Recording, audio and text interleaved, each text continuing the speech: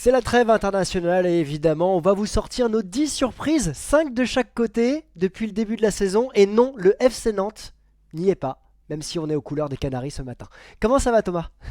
Ça va très bien. Bah ouais, trêve internationale, peu d'actu au niveau du foot. Donc on s'est dit on va sortir nos 10 surprises de l'année. Et puis la semaine prochaine, on vous fera nos 10 déceptions. Ouais. Voilà, on sera absent quelques jours la semaine prochaine, donc on vous programmera une vidéo début de semaine. Mais nos 10 déceptions, histoire d'apporter aussi l'autre côté de la pièce. On commence par qui? Tu commences, je commence? Ah, tu Je commence. commences. Honneur Allez, je à commence. toi, je sais par qui tu vas commencer. Eh oui, mais pour Il a moi, pas là, de cheveux et il est il n'a fort. pas de cheveux, mais il est très très fort et l'après-Klopp se passe merveilleusement bien Ouais. du côté de Liverpool et pour moi c'est la belle surprise de ce début de saison. Ils sont premiers en Première Ligue, ils sont premiers en Ligue des Champions, des débuts parfaits puisqu'il n'y a qu'une seule défaite pour les Reds, c'était à domicile et ça pour le coup c'était une surprise aussi contre Nottingham Forest. Mis à part ça, j'ai l'impression que tout va bien. On a retrouvé Mohamed Salah, défensivement c'est impeccable, ça marque des buts à quasiment chaque rencontre. Bah, j'ai rien à dire de négatif sur cette équipe. Et pour moi, là, aujourd'hui, avec le Barça, même si je mets Liverpool devant, c'est la meilleure équipe d'Europe aujourd'hui. Ah, c'est surtout un effectif qui n'a pas réellement beaucoup changé, même si l'entraîneur a changé, il s'appuie sur ce qu'a réalisé Jürgen Klopp. Des joueurs qui sont acclimatés parfaitement du côté de Liverpool. Une attaque de feu. Un milieu qui n'a pas l'air exceptionnel comme ça. C'est pas le milieu où tu te dis ça brille de mille feux, mais c'est diablement efficace. Et derrière, tu as une charnière centrale qui est quand même qui a retrouvé son efficacité. Tes latéraux, ils fonctionnent. Bref, bah, tout est au vert pour les Reds de Liverpool. Ouais. Et c'est positif, c'est bien à voir. Je Et trouve ça c'est et agréable. c'est- et c'est là que je me dis que ce club travaille merveilleusement bien parce qu'on pouvait s'attendre justement après le départ de Klopp à ce que le club, je dirais pas qu'il s'écroule, mais qu'il perde de sa dynamique avec le coach allemand et qu'il mette peut-être 2-3 ans avant de retrouver les sommets. Et non, en fait, on ne voit aucune différence. Et peut-être aussi que ce vestiaire avait besoin de renouveau. Peut-être que, Oui, un cycle, à fin de l'instar cycle. Ouais, ouais. fin de cycle, peut-être que le message de Klopp passait un petit peu moins, que c'était usant et qu'il fallait du changement pour ces cadres-là, ces stars-là. Un peu, peut-être ce qui doit se passer du côté du Real, puisque c'est long avec Ancelotti, et pareil du côté de City. Bah, en tout cas, je trouve que le choix d'Arne Slot est parfait. Voilà. Moi, je le connaissais pas trop. C'était l'entraîneur du Feyenoord Rotterdam, c'est ça avant? Ouais. Il me semble. Je le connaissais pas bien, ce mec, et pour l'instant, bah, c'est parfait. Donc, bravo à lui et bravo à Liverpool pour ce début de saison absolument parfait. Ouais, une équipe, enfin un groupe et un staff qui travaillent très bien. Voilà, ça mérite d'être souligné. En tout cas, bravo, ouais, parce que il fallait le faire.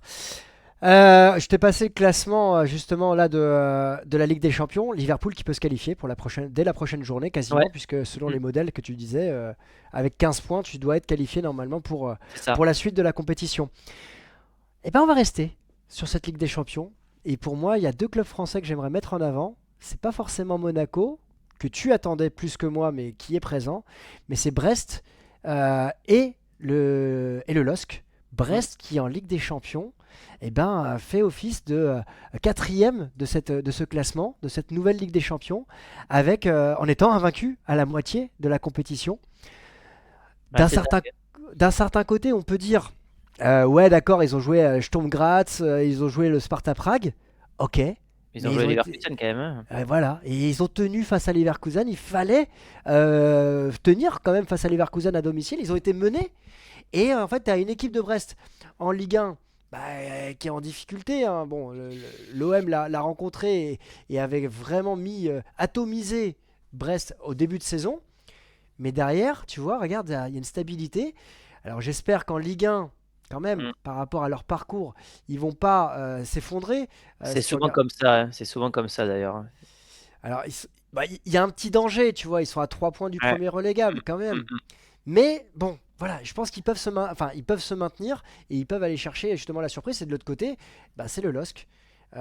Avec cette qualification, tu vois, toujours délicat d'aller faire un tour préliminaire. Et en général, tu En plus, payes c'est en Mourinho, octobre. hein. Ouais. Et tu payes en octobre en général, c'est ta prépa C'est vrai. physique. Et là, en octobre, c'était le mois le plus compliqué. On leur prédisait l'enfer. Et ils vont faire en Ligue des Champions battre le Real, désolé Thomas, et battre l'Atlético de Madrid là-bas, faire match nul Mm. face à la Juve. Non, non, franchement, je pense qu'on peut englober Monaco pour dire que les clubs français sont extraordinaires ce début de saison. On s'attendait Ouais, pas à ce que le PSG soit finalement le dernier de la liste. Mais ouais. ouais, bravo à nos clubs français, grande fierté parce que le Monaco a battu le Barça, Lille a battu le Real, l'Atlético et a tenu en échec la Juventus. Brest est pour l'instant quatrième et honnêtement, lorsqu'on avait fait nos previews de la Ligue des Champions, on n'avait pas mis les clubs français On peut pas aussi haut. s'imaginer, ouais. Ouais, donc c'est ça qui est beau dans cette nouvelle formule. J'espère qu'ils arriveront à se qualifier au moins au barrage. Je pense que oui, avec ce nombre de points. Mais oui, un grand bravo à nos clubs français, à Genesio, à l'entraîneur de Brest et à celui de Monaco, parce que pour l'instant, ouais, il défie les statistiques. Ah, j'ai spoilé! Ah, t'as spoilé! Mais oui, ça c'est mon coup de cœur, c'est mon coup de cœur de ce début de saison. Alors, est-ce qu'on peut vraiment parler de surprise puisque la fin de la saison dernière, il avait quand même des statistiques assez indécentes, mais ouais, c'est Gyökeres. Gyökeres, c'est la révélation au poste d'attaquant depuis le début de la saison. C'est le meilleur buteur, je crois, dans le top 6 européen, puisque le Portugal est classé dans le top 6 et pas dans le top 5. Mais ouais, 23 buts en 18 matchs, dont un triplé contre Manchester City lorsqu'on attendait justement ce duel à distance entre Haaland et le Suédois. Il est qualifié de nouveau cyborg et je pense, alors peut-être pas au mercato hivernal, mais je pense qu'au mercato estival prochain, ça sera l'une des attractions parce que ce mec-là est incroyable. Voilà, il a 26 ans, c'est ça? Ouais, alors attends que je regarde, ouais, il a 26 ans, il va avoir 27 ans en juin prochain, donc c'est quand même pas un si jeune joueur, mais Ouais, c'est pas un si jeune joueur, c'est ça. c'est un joueur qui fait plaisir à voir. Regarde, justement, je cherchais sa cote, comment elle a évolué en l'espace de 2 saisons. Ça fait partie des joueurs, tu vois, qui ont besoin de trouver le bon format. Donc, est-ce qu'il va réussir s'il va en Première Ligue? Est-ce qu'il va réussir s'il va en Ligue 1? Parce que le PSG semble dessus aussi. C'est une vraie question. Mais quand il a un entraîneur et un staff qui lui font confiance et une équipe qui joue pour lui aussi, et puis lui, il joue aussi pour son équipe. C'est un joueur collectif qui est fin Ouais. aussi, qui est puissant. Intéressant. Ils Intéressant ont, et ils, vraie surprise. ils ont besoin d'avoir une saison référence, un club tremplin, et je pense que lui, ce club-là, c'est le Sporting. Je ne sais pas si il devrait choisir la facilité en allant du côté de United avec Amorim, mais ça pourrait être aussi une bonne idée de retrouver un entraîneur qui sait s'appuyer sur toi, qui sait te faire briller. En tout cas, ouais, Gyökeres, j'aime beaucoup et j'ai hâte de voir, parce que je pense qu'il quittera le club quand même en fin de saison. J'ai hâte de voir bah, quels clubs vont se positionner sur lui. Ça me rappelle, moi, tu sais, l'épisode, toute proportion gardée, Haaland, lorsqu'il était à Dortmund, on ne savait pas où il allait aller, au PSG, en Angleterre, au Real, au Barça. Et je pense qu'on aura un nouvel épisode Mercato l'été prochain. Ouais, il y en aura un. Après, il faudra voir, comme je te l'ai dit, le point, la question qui reste autour de lui, c'est sa faculté à s'adapter dans un nouveau championnat et C'est son ça. âge. Là où Ouais. aujourd'hui, tu vois, tu as un Ouais, Haaland mais il quand arrive à il. son prime là, c'est bien. Ouais, ouais, mais après, un attaquant, il peut encore durer 3 4 5 ans à ce niveau-là. On voit Mhm. Lewandowski, dont on parlera peut-être tout à l'heure, mais tu vois, t'as un joueur, voilà. Est-ce qu'il va s'adapter à un nouveau format, un nouveau club, un nouveau championnat? C'est une vraie question. Là où Haaland, tu sentais qu'il y avait un réel potentiel de jeunesse aussi. C'est vrai. Là, c'est un C'est vrai, joueur qui est c'est vrai. plus établi, donc c'est. Mais tu vois, pour la première ligue, il a quand même un physique. On parle de, je crois, d'1,87 m. Ouais. Il a le physique pour, je pense, briller du côté de la première ligue. Curieux de voir comment le PSG va réagir. Justement, pareil qu'il recherche un attaquant. Ça va C'est être vrai. une vraie question aussi. Je te partage ma belle surprise, même si on avait, parce qu'on avait beaucoup de questions autour de lui. C'est Vincent Ouais, oui. Kompany. Par rapport à ses débuts, globalement, parce que j'englobe évidemment la Bundesliga, mais aussi la Ligue des Champions, où ça a pu être un peu plus compliqué en termes de résultats, avec 2 défaites face à Aston Villa et Barcelone, les 2 défaites à l'extérieur, quand même, il faut le préciser. À un moment, tu vois un petit creux entre fin septembre Mhm. et fin octobre, un mois, on va dire. Sinon, c'est quasiment des débuts parfaits, quasiment non-stop en termes de victoire. Et là, il vient de réussir un des exploits qu'avait pas réalisé le Bayern depuis de très nombreuses années. C'est 6 rencontres de suite sans prendre le moindre but. Et on sait que la meilleure défense, parfois, c'est C'est l'attaque, 5, non? mais c'est 6. Regarde, Bochum, Mayence, l'Union Berlin, Benfica et Sampaoli.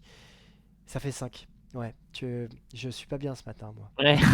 Je j'ai pas voulu, j'ai dit, parce que pendant qu'il compte, il va en plus s'enfoncer.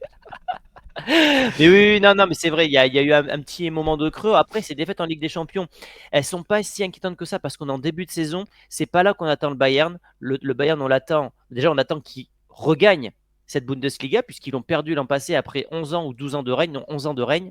Mm. Pour l'instant, ils sont invaincus. Ils ont une avance confortable sur Leverkusen, Leipzig, Dortmund. Donc pour l'instant, la mission de compagnie, elle est réussie. Et surtout, ce qui est intéressant, c'est que on avait des craintes sur, tu sais, de passer de Burnley au Bayern. Est-ce que le gap n'était pas un peu trop grand? On avait parlé de coup de folie ou coup de génie. C'était donc en juin dernier. Et pour l'instant, ça ressemble à un coup de génie du Bayern. On verra s'il remportera des trophées, mais pour l'instant, l'intégration de compagnie se passe très bien. Il parle allemand et ça, je pense qu'aussi, ça aide beaucoup au niveau du vestiaire. Ouais, et puis il est dans un club qui est stable aussi, qui a Bien voulu sûr. justement parier sur la durée, qui a des infrastructures et une direction, même si elle a beaucoup bougé, ça reste quand même très carré. Moi, j'attends de voir, voilà, sa réaction, sa force de frappe aussi contre le Paris Saint-Germain dans un match qu'on étudiera sur la chaîne. Abonnez-vous bien évidemment et sonnez la cloche pour cette rencontre-là parce que c'est probablement l'une des dernières rencontres, je dirais, elle est complexe que peut avoir ce Bayern. Après, il y a le déplacement à Feyenoord, certes, mais normalement, c'est jouable pour la qualification du côté du Bayern qui est 17ème à l'heure actuelle. Ouais, Ils mais avec seront au 4 play-off. victoires, ils peuvent être top 8 peut-être, hein. Ouais, je pense qu'ils seront pas loin du top 8, mais ça va dépendre évidemment de ce premier match de la deuxième partie face au Paris Saint-Germain. Ouais, ben je te rejoins. Moi, pour l'instant, je suis satisfait des débuts de compagnie. Il est toujours invaincu. Lui, il était parti sur un. Il avait été quand même assez, pas prétentieux, mais en disant qu'il voulait gagner toutes les rencontres de Bundesliga. Il parlait pas d'être champion, il voulait gagner toutes les rencontres. Je dis, bon, déjà, essaie d'être premier, après on verra. Ouais. Et pour l'instant, bah, au-delà des victoires, moi, ce que j'aime beaucoup, à l'instar de Flick côté Barça, c'est le potentiel offensif de ce Bayern et le fait que enfin, après c'est dans le gène du Bayern, mais ils attaquent non-stop quoi. Et ça, je pense que côté Bayern, on doit apprécier. La Ma prochaine troisième, surprise. c'est pas une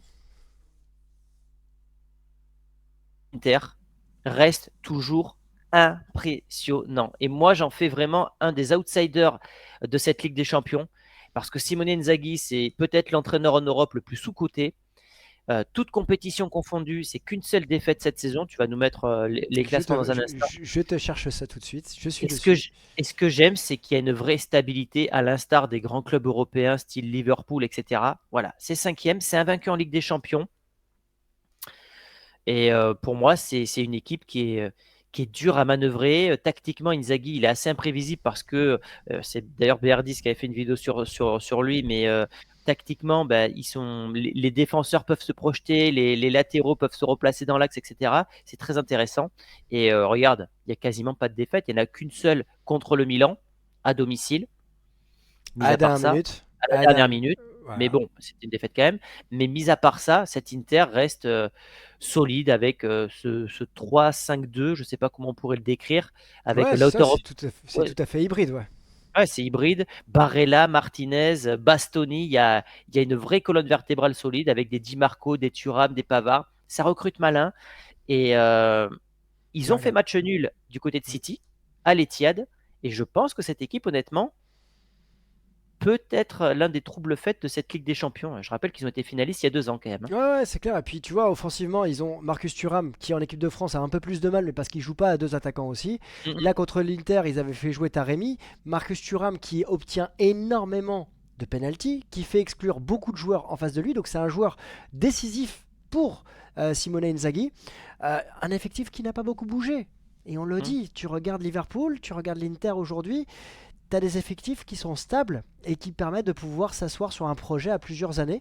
Et c'est plutôt intéressant. Après, tu vois, tu as Zelinski qui est arrivé cet été, mais Ouais. une petite touche qui fait la Ouais, alors ça, différence. tu peux faire ça que quand ton effectif est vraiment au niveau. Eh, Et après, à ce moment-là, tu fais ça par parcimonie, tu changes un ou deux postes à chaque mercato. Mais non, non, ouais, c'est vraiment une équipe que j'aime beaucoup et j'ai hâte de voir ce qu'ils vont donner cette année en Ligue des Champions.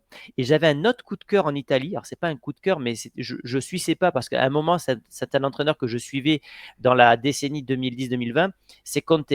Conte, hmm. ben, il est peut-être en passe de créer un exploit qui n'a jamais été vu dans l'histoire du football italien. C'est gagner la Serie A avec 3 clubs différents. Alors, il me semble qu'il y a quelqu'un qui l'a fait dans les années 20 ou dans les années 30. Hmm. Mais on va dire que dans le football moderne, ça n'a jamais été réalisé ni par Capello, ni par Trapattoni, ni par Allegri. Il a été champion avec la Juve. Il a mis fin à l'hégémonie de la Juve avec l'Inter, À l'époque, il avait Pintus dans ses rangs. Et là, il est avec Naples, pour l'instant, leader de Serie A. Il n'y a qu'un point d'avance. D'ailleurs, cette Serie A est très très serrée cette année. Il y a cette lourde défaite contre l'Atalanta. Mis à part ça, mais Conte en Italie, ça marche toujours bien. Ouais, c'est une valeur sûre, mais je comprends. Je prends cette deuxième surprise. De mon côté, on va retourner en France. Hmm. Il y a un joueur qui fait partie des clubs, on va dire, leaders du championnat, que je ne supporte pas forcément, mais Barcola, il faut se rendre à l'évidence. En Ligue 1, en tout cas, c'est un garçon qui a beaucoup progressé et qui est le meilleur buteur du championnat. Il est dans la lignée. Alors, c'est pas une surprise, mais c'est une confirmation. Et cette confirmation, elle pouvait poser point d'interrogation sur ce début de championnat, parce qu'on pouvait se poser la question de savoir si il allait maintenir son niveau de performance. Il a connu l'équipe de France, il a connu l'Euro, même s'il n'a pas beaucoup joué. Est-ce qu'il allait pouvoir justement digérer tout ça? Et en Ligue 1, on voit que il fonctionne bien. Il est le meilleur buteur et on a un Luis Enrique qui s'appuie sur lui. Euh, il survole les matchs, encore une fois, de Ligue 1. Je fais une différence entre la Ligue 1 et la Ligue des Champions parce qu'en Ligue des Champions, c'est plus compliqué pour lui. C'est plus C'est normal, poussif. étape par étape. Il est jeune aussi, hein. Ouais, c'est vrai. Il est très jeune et sa valeur marchande ne cesse d'augmenter. Et c'est intéressant de voir qu'il pourrait être justement la figure de proue du Paris Saint-Germain de Luis Enrique qui lui capitalise sur des jeunes. On a eu João Neves qui est arrivé, Ah ben moi, je voulais Warren, parler de lui justement, de bah, Joao Neves. Warren Zaïre-Emery qui continue d'avoir de nombreuses minutes avec le PSG. Vitinha qui est un joueur qui fait sa troisième saison avec ce Paris Saint-Germain. Et ben Barcola, lui, il confirme après sa deuxième saison. Et quand tu vois un Kolo Muani qui a du mal à exister, quand tu vois un Dembélé qui est toujours aussi inefficace devant, Barcola, c'est une bonne surprise, une bonne confirmation du côté de Paris. Je te rejoins et je dirais même plus, quand tu es supporter de Paris, enfin du PSG aujourd'hui, je pense qu'en plus tu t'attaches davantage aux jeunes parce que tu sais qu'ils vont grandir dans ton club pendant plusieurs années. Lui, il a eu entre guillemets la responsabilité de passer juste après Mbappé, qui a quand même marqué l'histoire du club, même si l'histoire s'est mal terminée avec le club parisien. Et que ce soit en Ligue 1, alors en Ligue 1, c'est vrai qu'il y arrive. En Ligue des Champions, il doit encore progresser, mais je suis pas inquiet parce qu'il est très jeune. Et tu en as parlé rapidement. Et moi, Joao Neves, c'est un vrai coup de cœur côté PSG. Son intégration a été éclair et que ce soit dans l'intensité, l'abattage physique qu'il a sur le terrain et même au niveau des statistiques parce qu'il est vraiment pas dégueulasse, notamment au niveau des passes D. Joao Neves, c'est une belle surprise côté PSG. Donc, même si je ne suis pas fan de Luis Enrique, il y a des joueurs côté PSG que j'aime beaucoup, dont le Portugal. Ah, je comprends. Et en tout cas, ouais, João Neves, si je me trompe pas, il est le meilleur passeur de ce championnat depuis le début de la saison. Et il sera évidemment à suivre pour le reste de la saison. Pardonne-moi si je t'ai coupé, mais il y a eu un petit bug en fait en termes Ouais, il y a eu un de bug. vision. Ouais, voilà. Mais Ouais, c'est il n'y a ça. pas de souci, c'est rattrapé. C'est à toi? Ah C'est à oui. toi pour ton avant-dernière surprise? Ouais, Vinicius. Vinicius parce que il y a eu l'arrivée d'Mbappé, il y a eu ce ballon d'or qui a été perdu au dernier moment et c'est son Real. Voilà, il a pris le leadership de cette équipe-là. Alors, c'était déjà le cas l'an passé, mais il confirme depuis 3 ans, selon moi, que c'est le meilleur joueur sur le plan offensif. Je ne vais pas dire du monde puisqu'il n'a pas gagné le ballon d'or. On va respecter quand même Rodri, etc. Mais depuis 3 ans, que ce soit en Ligue des Champions et sur le plan offensif, pour moi, c'est le meilleur joueur devant Haaland, devant Mbappé. Et il aurait pu s'effondrer avec l'arrivée du Français. Et finalement, non. Qui est Bellingham, qui est Mbappé qui arrive. Il continue de scorer. Un triplé contre Dortmund, un triplé ce week-end. Euh, 17 matchs, 12 buts, 7 passes D. Donc ça fait 19 goals assists en 17 matchs. Et je trouve qu'il rebondit bien après son ballon d'or, là où il aurait pu s'effondrer mentalement. On sait que des joueurs ne reviennent jamais, hein. Ça arrivé plein de fois. Des Schneider, dans une certaine mesure, un Ribéry, qui après son ballon d'or n'a plus été le même. Il y a plein de joueurs comme ça qui, lorsqu'ils passent près du Graal et qu'ils ne le gagnent pas, s'effondrent. Il y avait deux options. C'était soit il s'effondrait mentalement, soit il prenait la mentalité Cristiano Ronaldo. J'ai l'impression qu'il est en train de prendre les traces du Portugais, déjà avec le numéro, et puis les leaders du Real Madrid. Donc je suis très content de ce que réalise Vinicius. Maintenant, point négatif, il doit améliorer encore son comportement. Il doit arrêter de râler. Il est jeune, il a 23 ans ou 24 ans, mais c'est quelque chose qu'il doit améliorer. Je te rejoins, même si c'est un peu tôt encore pour définir si c'est vraiment parfaitement remis de son ballon d'or. Ça fait 3 semaines, 15 jours maintenant que le ballon Mm. d'or a été décerné à Rodri. Les premières réactions qu'on a pu voir de lui, notamment ce week-end lors de son triplé, elles sont positives. Maintenant, on sait quelle est la courbe du deuil, notamment. Il y a peut-être un moment où là, il est dans la réaction et il veut montrer et masquer justement sa tristesse. On va voir, c'est plutôt en janvier-février que je l'attends, notamment dans les matchs de Ligue des Champions et en play-off, puisque je pense que le Real ira en play-off, qu'il faudra voir justement s'il prend la pleine mesure. Et il est toujours très bon et excellent, je crois que c'est le meilleur en Europe dans le tour final depuis De trois Ligue des saisons. Champions, depuis 3 saisons, c'est ça. Voilà. Donc, c'est là où je pourrais dire de mon côté, ok, c'est bon, c'est digéré. Et là, si c'est comme Cristiano, je pense qu'on va rigoler, ouais. Il y a quelque chose qui m'a marqué ce week-end. Donc, tu sais qu'il y a eu beaucoup de blessures côté Mm. Real. Militao, son compatriote et ami, s'est fait les ligaments croisés. Vinicius a pleuré sur le terrain en voyant Ouais, j'ai ça. vu, ouais. Donc, à ce moment-là, il pouvait se dire que tout était contre le club, contre lui euh, sur cette période-là. Et c'est lui qui, 5 minutes après, va ouvrir le score. Ouais, c'est Alors vrai que qu'il a le bien Real était réagi. en train de s'effondrer physiquement. Et c'est là que je me dis, c'est un vrai leader. C'est le vrai leader de cette équipe-là. Donc, Sacré chapeau but, hein. l'artiste. Sacré Ouais, but, ouais. ouais, ouais. Chapeau l'artiste.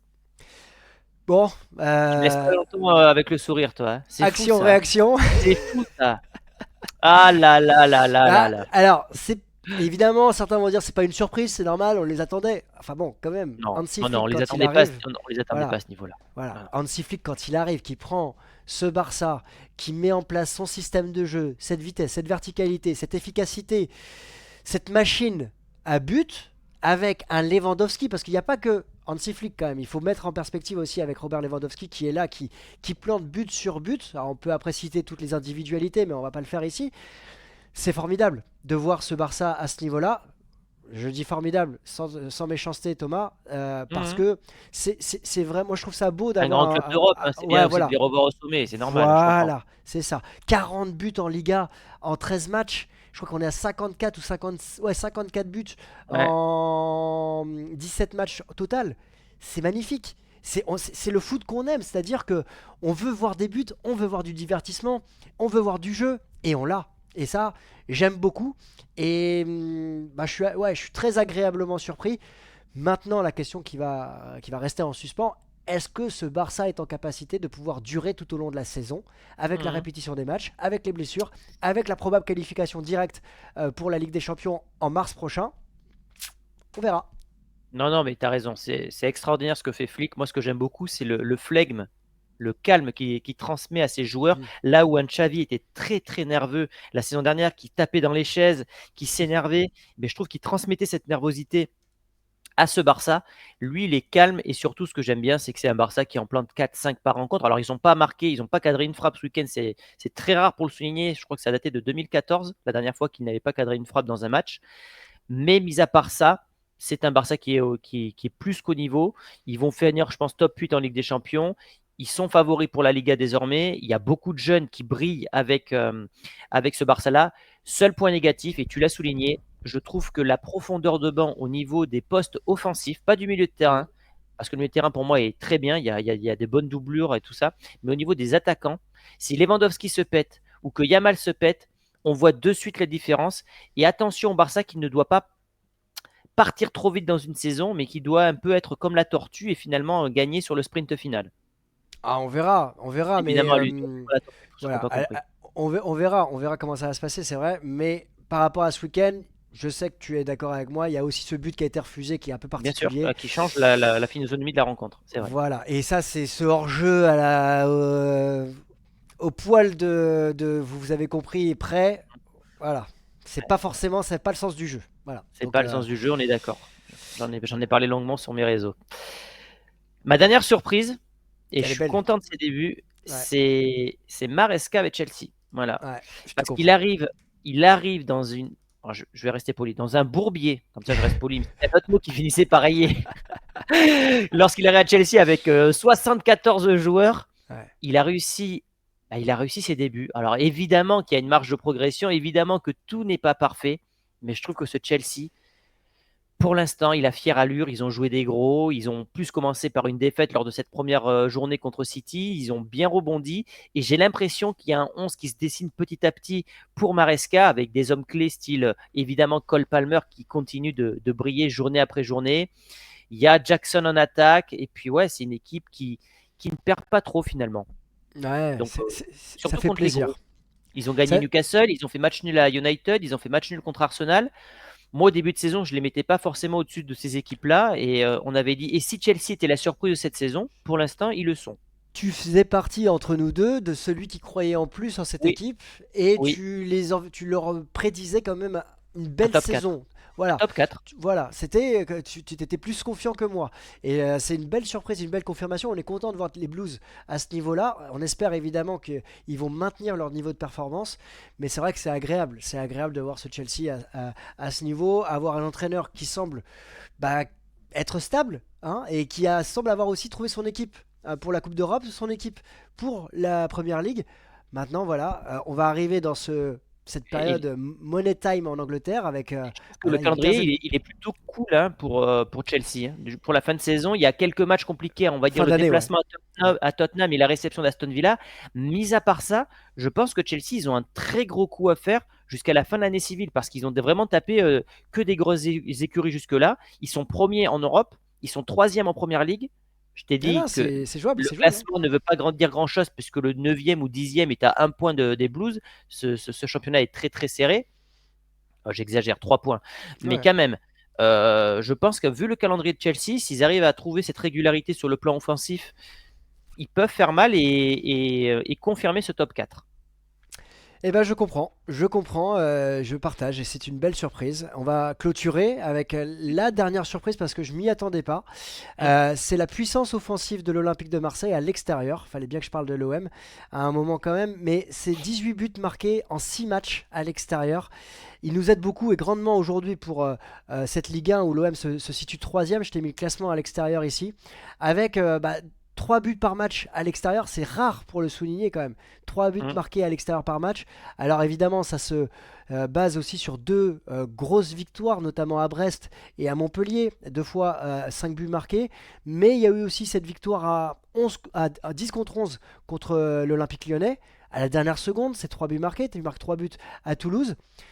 C'est agréable parce que tu sais que quand tu vas aller jouer à l'extérieur, tu as ta diversité offensive qui va pouvoir te mettre en difficulté les adversaires. Du Greenwood, Jonathan Rowe, Eli Wahi à l'extérieur marche mieux qu'à domicile. C'est intéressant et ça permet à l'OM aujourd'hui d'avoir un classement de troisième en Ligue 1 globalement qui est positif et qui évidemment dénote avec le classement à domicile. Mais C'est ça. c'est quand même agréable de voir que tu es en capacité de pouvoir marquer et scorer autant. Heureusement que Marseille d'ailleurs est aussi bon à l'extérieur parce qu'à domicile ça pêche énormément et c'est vrai que c'est assez bizarre de voir une équipe avec deux visages aussi différents. C'est à se demander si le Vélodrome ne paralyse pas d'ailleurs les joueurs marseillais. Hein. C'est quand même surprenant de voir une équipe totalement libérée. Alors effectivement, tu l'avais déjà expliqué dans tes débriefs, à l'extérieur les équipes ne jouent pas en bloc bas et laissent plus d'espace, ce qui permet aux joueurs de Marseillais de briller notamment dans les transitions, ce qui n'est pas forcément le cas lorsque l'OM joue à domicile. Mais je pense qu'il y a aussi cette pression du Vélodrome qui peut, comment on appelle ça, Inhibé, inhibé, exactement. certains joueurs marseillais qui ne sont Bah pas on en, habitués à avoir tu, autant de pression. 17e sur 18 au classement à domicile, avec 5 matchs joués, avec une seule victoire, seulement 6 buts marqués à domicile. C'est évidemment pas à la hauteur des attentes. Et c'est le gros travail de Roberto De Zerbi.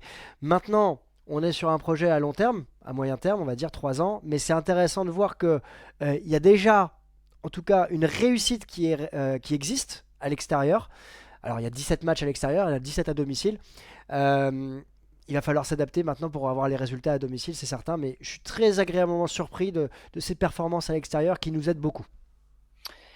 Yes. Bon, ben voilà les amis, je crois que c'est la fin de cet épisode sur nos 10 surprises. Comme je l'ai dit la dernière fois, on fera nos 10 déceptions la semaine prochaine. Il y aura le gros bilan de la fin d'année, fin décembre, pour le gros podcast de fin d'année. D'ailleurs, j'ai capté que dans tu sais, nos prédictions qu'on avait fait au mois de septembre, tu avais vu juste pour Tanag. Et il fera pas la saison, non? Pas mal. Donc moi j'ai eu juste avec Maresca et Chelsea. Toi tu Oui. as eu juste avec Tanak. Faudrait qu'à un moment on fasse le bilan aussi Non, de on nos en prédictions. parlera dans notre bilan de fin d'année, en tout cas. Ouais. Yes. T'as un mot pour la fin? Non, non, je sais pas. Hashtag surprise les amis. Je suis pas très original aujourd'hui. Donnez-nous vous vos surprises. Hein, peut-être qu'on en Voilà. a oublié. Et on se retrouve demain s'il y a une actu ou sinon on trouvera un autre sujet de ce style-là pour vous produire des vidéos de la meilleure qualité possible. Ciao les amis. À demain. Salut, à demain, ciao.